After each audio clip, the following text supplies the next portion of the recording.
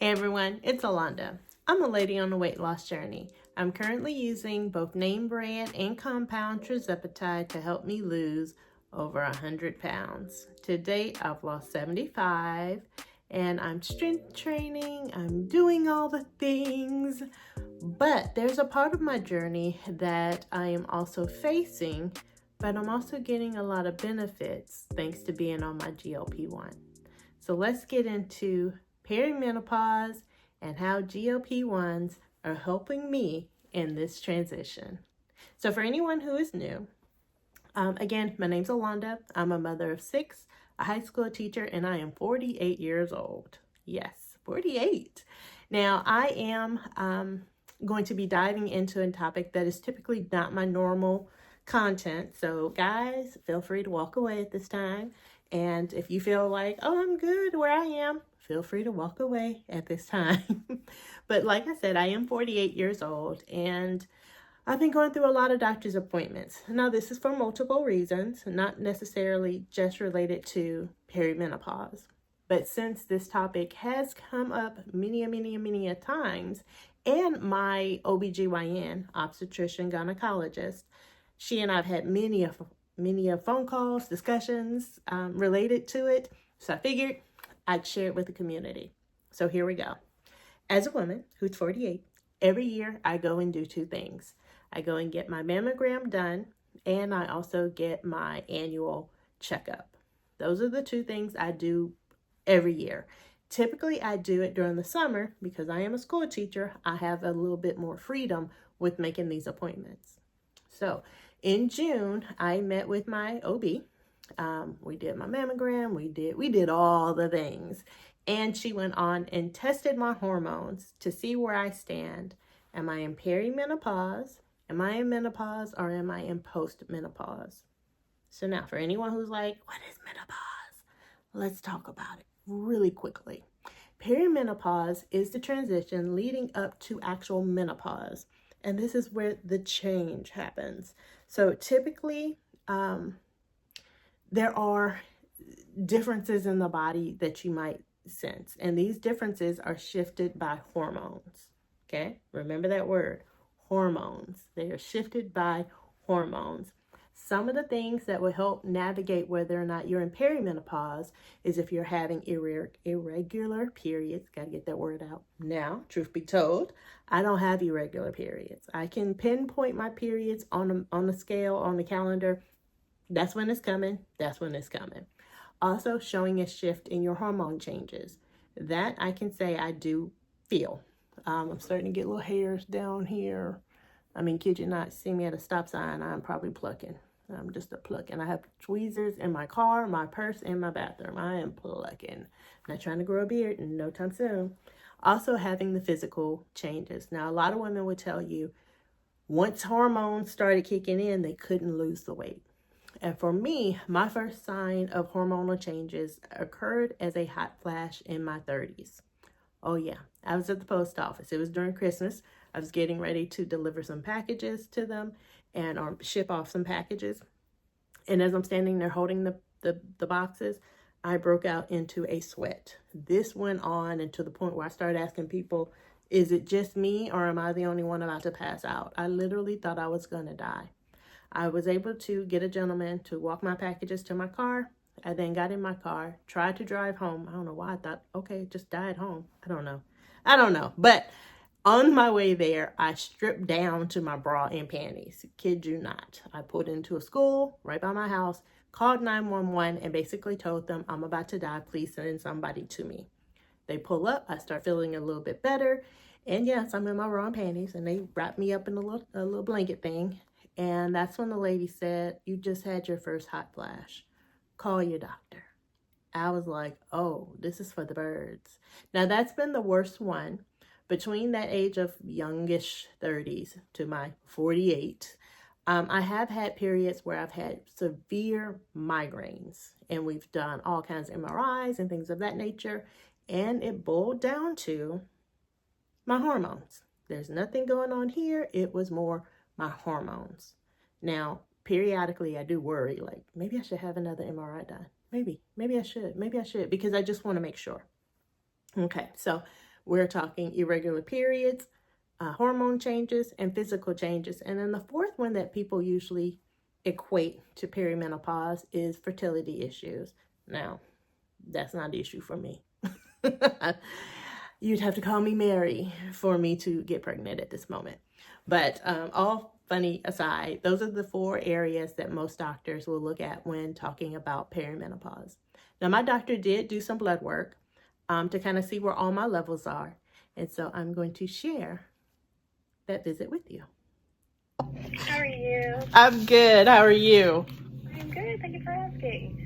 So you had some questions, is that right? Right. So I saw on the blood work, I don't know. Yeah. So I saw 2 different labs. One lab had like yellow, green, and red, and it kind of gave a little guide. And then the other one was just a bunch of numbers. So where do I stand? Well, you are definitely what we would call perimenopause. Okay. And what I mean, maybe early menopause, because if you look at your FSH level, the follicle stimulating hormone, it's definitely above kind of that 23, 25 mark. It's at 31.4. But your estrogen levels are not completely abnormal. Like you're still producing, you still have kind of, and so I wouldn't say that you're yet in menopause. Okay. But that doesn't mean that you can't have symptoms. And so, honestly, the numbers are, if you look at the guidelines, we're not even supposed to measure numbers because the management doesn't change. Whether you're in perimenopause, in menopause, or postmenopause, if you are having symptoms, just hot flashes, vaginal dryness, we're going to treat you. Okay. And so, these numbers are, I mean, again, they're not recommended. Gotcha. Okay. Okay. So, I mean, my real only issue is the night sweats, and I can deal with it. Like, really, it's tolerable. I go to bed cold, I wrap up in a blanket, and in the middle of the night, I throw the blanket off. Okay. That's really about my only issue. Okay. My primary, when she saw the lab, she was like, okay, you should be fine. Don't worry about doing hormone therapy.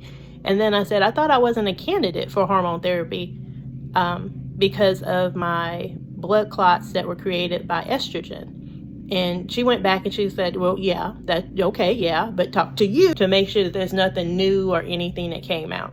And then she followed up with, honestly, I would just leave well enough alone. So you mean leave well enough hormones? Yeah, like if I'm fine, then I'm fine. But I'm like, I don't know. So let me ask you this. You don't need to, are you under the impression that you have to be treated because you're in perimenopause? I don't think so, but people keep talking about the hormone therapy, and I was told I would not be a candidate. Hormone therapy is optional. It's not like somebody has a yeast infection and we give them diflucan. It's not like that. Right. You don't have to be treated. Like, I have some women that don't want any hormones. I have some women that do. I have some women that want to try it and then stop it. Mm-hmm. But you're absolutely right that with your previous history, we need to be careful that we don't make things worse for you. Right.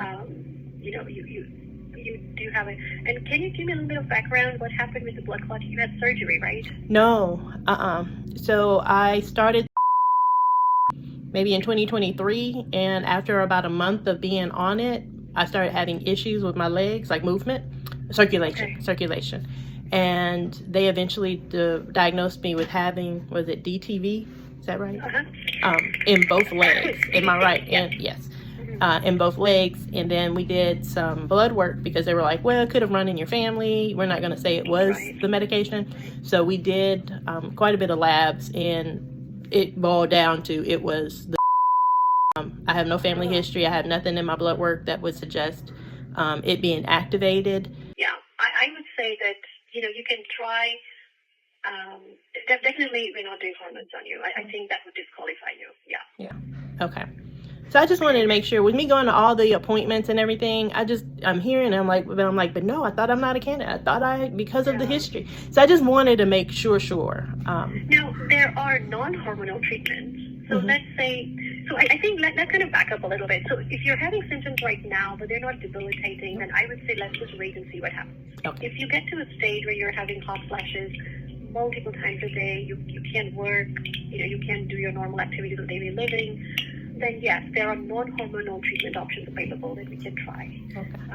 There is a new pill on the market for women like you for hot flashes, but that's all it's going to help you with. It won't help you with like vaginal dryness and things like that. Okay. Yeah. All right. Okay. For that, non-hormonal options would be things like laser treatment. Mona Lisa is one of the treatments that we offer here in the office. And some people just want to try oil-based lubricants such as coconut oil or any other oil and see if that helps. For vaginal dryness? For vaginal dryness. Correct. Wow. Okay. That's a new one for me. Yeah. And so, it works really well. And so, or you can do the Mona Lisa treatment, which is a laser treatment for the vaginal mucosa.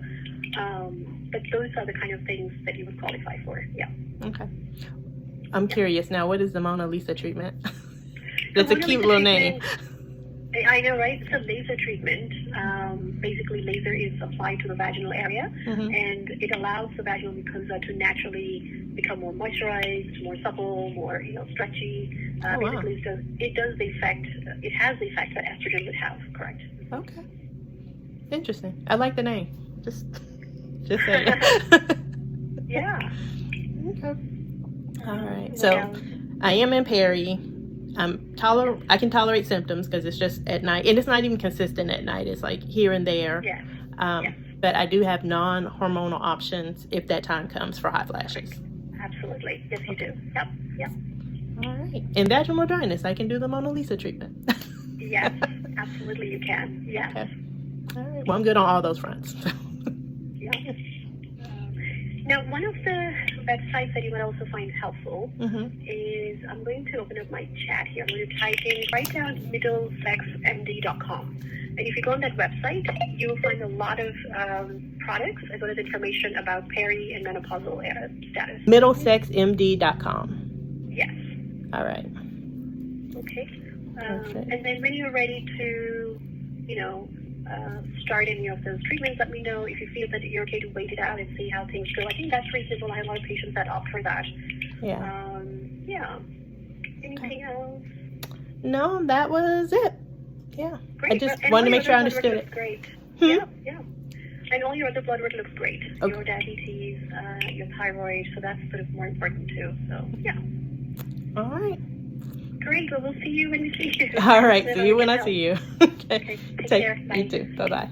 So now, based on the symptoms that she and I spoke about, which really the only symptom that I'm having is some nights I wake up in a pool of sweat. That is my biggest issue. Some nights, sweat. Sometimes as a teacher, I start feeling hot, like hot from the inside out. I get what my students have now coined my Beyonce fan, and I plug it up and I keep on going. The fan is blowing, the hair is going, and I'm teaching. So I use my Beyonce fan to help me with my hot flashes during the day.